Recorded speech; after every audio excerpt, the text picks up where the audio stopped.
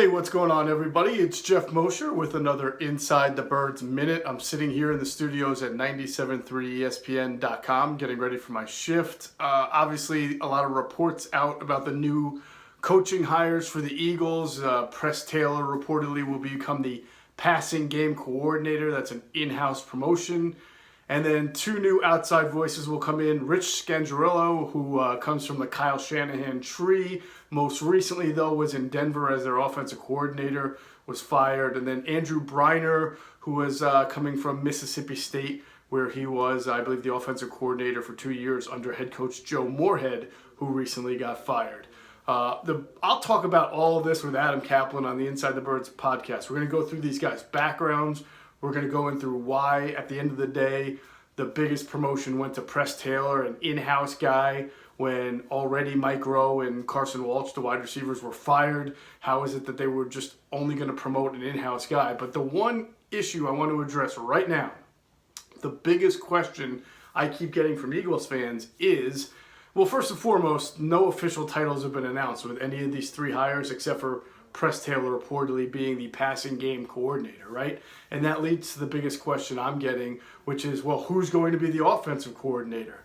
And I think what people aren't understanding or seeing, and it's partly because it's a new wave kind of thing, is that they're really not going to need or have an offensive coordinator because technically they have two people involved with coordinating the offense under Doug Peterson. As I've said many times, Doug Peterson is your offensive coordinator. He has been since he got here in 2016 because he's the play caller. But something I alluded to on the podcast, the Inside the Birds podcast a couple of weeks ago, when the Eagles were talking to guys but getting turned down, or at least guys were staying where they're going, is that the Eagles are now trending in that direction that you see teams going in a little bit in having passing game and running game coordinators, kind of a hybrid role. You just saw this with San Francisco. They were in the Super Bowl. They didn't have an offensive coordinator because Kyle Shanahan was their play caller. They had a run game coordinator named Mike McDaniel. They had a passing game coordinator named Mike LaFleur. They did not have an official offensive coordinator because at the end of the day, the offensive coordinator's job is to take run game concepts from the staff, take pass game concepts from the staff, put them together, and present them to the head coach, who's going to call the plays in San Francisco. Same thing here in Philadelphia. You will now have Jeff Stoutland, who has been the run game coordinator, and you have Press Taylor, who is the pass game coordinator, combining what they get from the rest of the staff and their own ideas and presenting that to Doug Peterson, who is the head coach / play caller.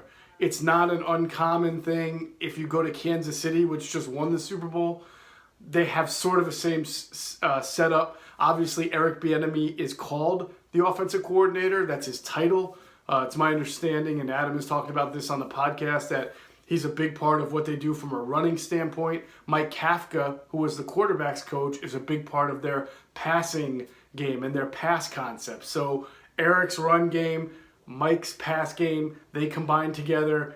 Andy Reid is the play caller, though. He is the offensive coordinator.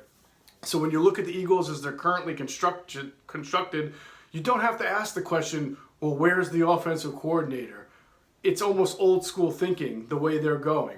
So they fired two coaches at the end of the year, Mike Rowe and Carson Walch, right? They're bringing in two coaches, in Rich Scangarello and Andrew Briner, according to the reports. They may even bring in somebody else as a senior offensive assistant or somebody who's going to serve a wide receivers coach role if wide receiver isn't presided over by either Rich or by Andrew Briner. But if they don't bring in another person, they're still net neutral, right? They fired two coaches, they're bringing in two coaches. So the whole idea of needing an offensive coordinator is a little bit old hat in this situation again because they have basically two offensive coordinators. They have co-offensive coordinators because they have a passing game coordinator in Press Taylor and a run game coordinator in Jeff Stoutland. I have some ideas and thoughts on the new coaches who just came in, Scangarello and Briner.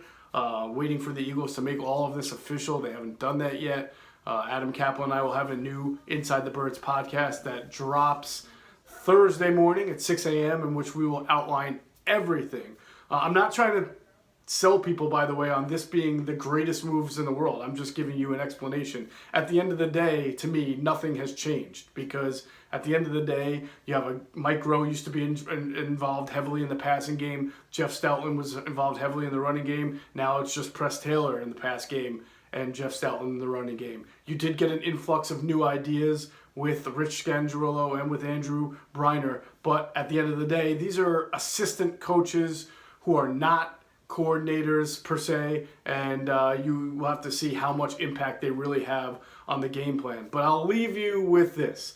While you have a right to be disappointed in some of these moves, because if you were looking for something fresh and new and your best promotion is Press Taylor, who's an in-house guy, you didn't get fresh and new. So you have a right to question the whole strategy of firing guys and then just promoting an in-house guy when you sent a message that you were looking for newer, innovative, bigger ideas to play a more prominent role on the staff. I have no problem with anybody who's critical of that by any stretch of the imagination. But I will leave you with this. I think some people get caught up in the messaging too much. The messaging was, when the Eagles made 2 firings, that this offense was not good enough, that they need more ideas.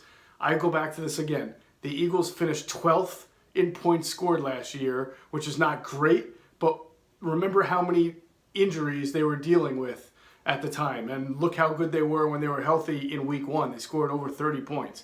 The number 2 thing I'll leave you with is last year's offense finished 4th overall in third down percentage, which is a very important hallmark or marker of an offense, situational football in the NFL. They were 4th best in third down offense despite everything, and they were 4th best in the red zone. Third down offense, red zone, time of possession are all the most important thing. Obviously, points scored is big, but sometimes that can be fluky. You can have a lot of points scored in one game and not. Again, the injuries to me is a reason why they were 12th. I think if they were healthier, if Deshaun Jackson had stayed healthy, if Alshon stayed healthy all year, if Jordan Howard stayed healthy, there probably would have been a top 10 offense again. The fact that they didn't and were still top 5 in third down offense and in red zone offense tells me that they weren't not as nearly as bad as some people want to make it out to be. So I don't know how much change they really needed, and I don't know how much this change is going to make an impact. At the end of the day, Doug Peterson's the head coach. He's the play caller, and since he's been here, the Eagles have always ranked highly in time of possession and in third down and in red zone. They've been very good over the last 3 years, so I don't know how much is going to change. I don't know how much absolutely really needed to change other than guys staying healthy. So I'll leave you with that. This has been Geoff Mosher for another Inside the Birds Minute. Remember to catch the next Inside the Birds podcast. We'll give you a complete and total breakdown on all these coaches who are coming in, the promotions, what it means, who's responsible for what, and I look forward to doing that. All right, have a great day, everyone.